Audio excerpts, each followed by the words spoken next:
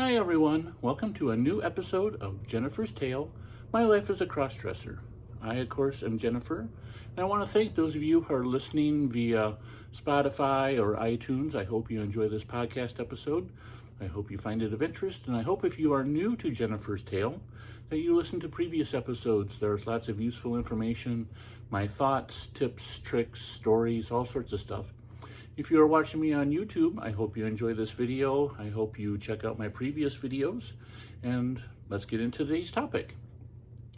I don't think I've really covered this topic in detail, but I want to talk about nature versus nurture. Now, the reason I bring this up is over the past several years, I have revealed my Jennifer side to many people who know me, whether they're friends or whether they're family members.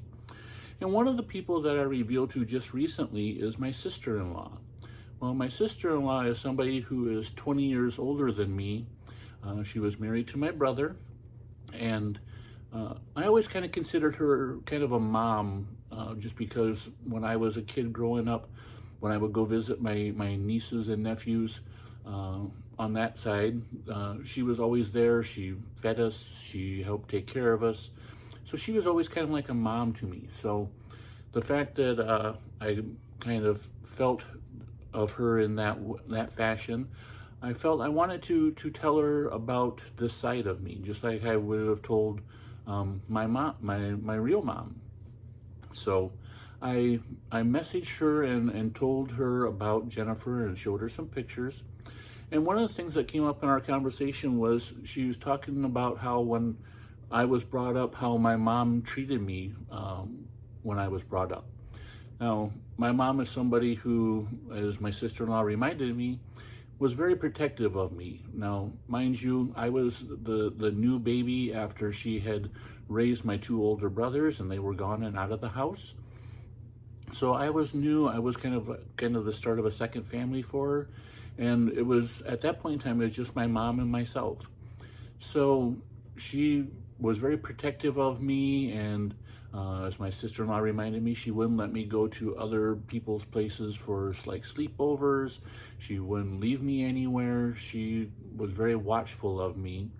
And one of the other things that I was reminded of is that when I was growing up, especially in those early years, I don't know why or how, but I remember baby dolls being around and playing with them.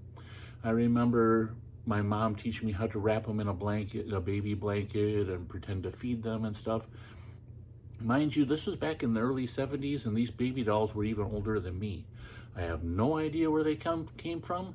I don't know why my mom gave them to me to play with, but now that I look back on it, maybe it kind of comes into this nature versus nurture kind of thing. Because now that I'm looking at myself as a cross-dresser and looking at myself as a bisexual male who likes to dress as a woman, it kind of raised some questions once my sister-in-law and I started talking about this. Now, I can tell you deep down, which I'm sure many gay and bi people will tell you, this feeling that you have for being attracted to somebody of the same sex, it is inbred. You are born with it. I know as I have grown up and this topic has come up, and there's so many people that are like, no, society makes gay people that way. No, that is not the case.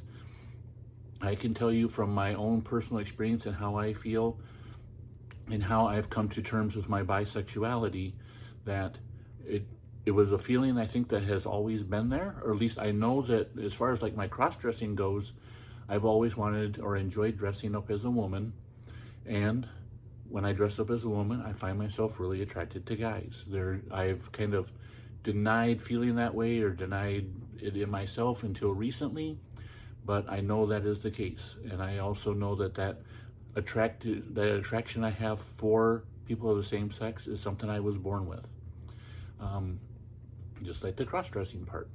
However, when I was reminded of how I was brought up, especially when I was little, it makes me kind of wonder if maybe there was a little bit of the nurturing part of how I was raised that helped make me the woman that I am, the person that I am. I will tell you that as a dad, if you compare the way my wife and I raised our kids, I will tell you I was much more of the motherly, matronly role.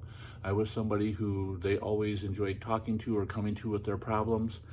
Whereas my wife, she might have been the biological mom, but she was more of kind of the dad role. She was more sterner, more hands-off, more disciplinary, whereas I was more of the nurturing, hugs, telling them I love them, that kind of thing.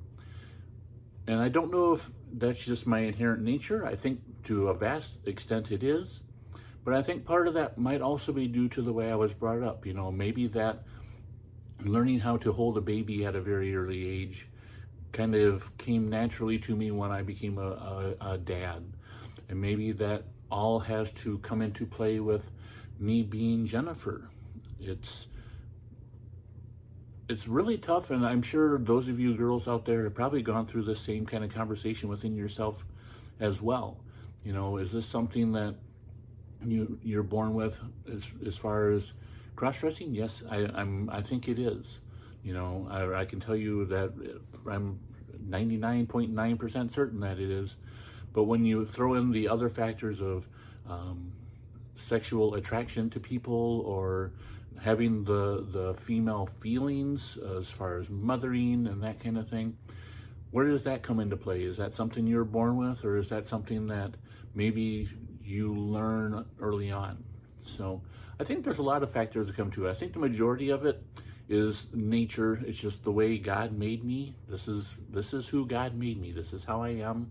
And there's other kind of outlying factors, but I think just like on the cross-dressing spectrum, you have everywhere from people that kind of have fetishes and just enjoy wearing particular female things, up to trans girls who feel like they were born in the wrong body and want to switch their physiology to match how they feel in their head.